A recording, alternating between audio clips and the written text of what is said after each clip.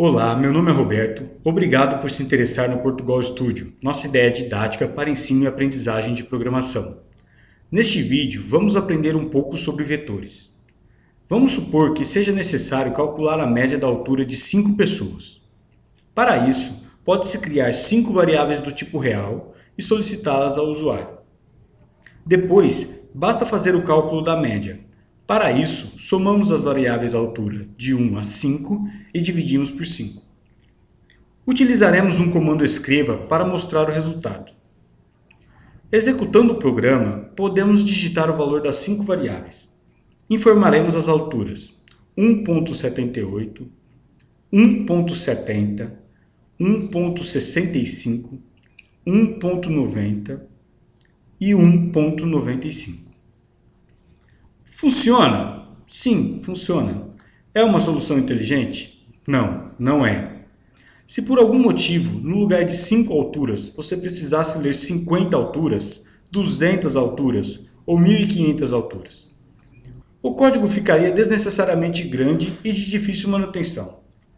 Para implementar programas que tenham essa característica de muitos dados do mesmo tipo e com a mesma semântica, temos os vetores. Vamos reescrever este programa usando o vetor. Nosso vetor se chamará altura e permitirá até 5 posições. Os colchetes indicam que a variável é um vetor. O número inteiro entre os colchetes indica a quantidade de valores que o vetor poderá armazenar. Neste exemplo, 5 valores. As 5 posições do vetor são numeradas de 0 a 4.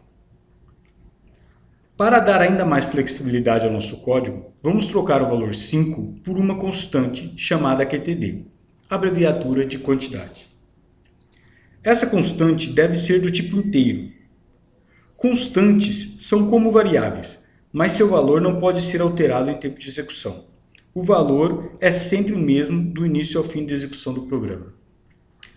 A forma correta de ler esses valores do vetor é utilizar um laço de repetição. Vamos utilizar o laço para, a fim de viabilizar a interação com o usuário. Podemos utilizar o comando Ctrl mais barra de espaço para que o Portugal Studio insira um modelo do laço. Assim, nossa variável de controle do laço começará com 0 e o laço será repetido até que ele seja menor que 5, ou seja, nossa constante QTD. O comando escreva será o mesmo utilizado anteriormente. Vamos apenas alterar o número fixo pela variável i, que é a variável de controle do laço. O comando leia também será semelhante, mas devemos utilizá-lo com o vetor. O índice do vetor que será lido é o i. A variável média precisa ser inicializada antes do comando para, e a cada interação deve ser somado a ela o valor da altura digitado. Ao final do laço, a média deve ser dividida pelo número de itens que foram digitados, ou seja, nossa constante QTD. Vamos agora imprimir as alturas. Você já deve ter notado que precisamos de um outro laço de repetição. Utilizaremos novamente o laço para. Vamos testar o programa. Informaremos as alturas 1.78, 1.70, 1.65, 1.90 e 1.95.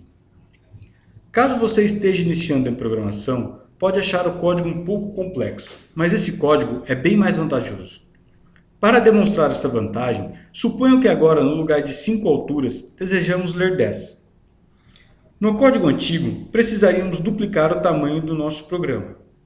Nessa implementação, com vetores e laços de repetição, precisaremos apenas trocar o valor da constante QTD.